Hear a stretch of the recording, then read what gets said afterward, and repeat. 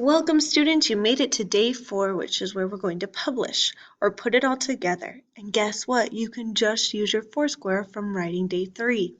That makes life so much easier. So that's why it's important to do days 1, 2, and 3 before you get to 4 so that you have everything already ready. And day 4 is so much easier. So let's go and finish our writing.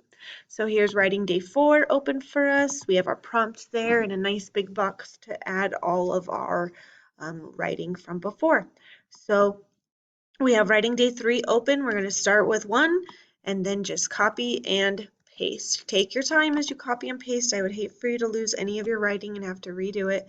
Add a little space for our next sentence, and you're just going to do this for all 5 questions, all 3 reasons, and your 2 opinions. And then you finish everything off and you'll have a nice essay or paragraph of your opinion as to which dessert is the best.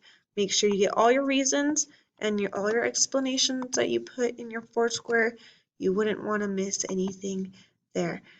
And give it a nice check of making sure you still have your capitals and periods, you didn't lose any as you copied and pasted, and that it all makes sense. And that is writing day 4. Go ahead and publish.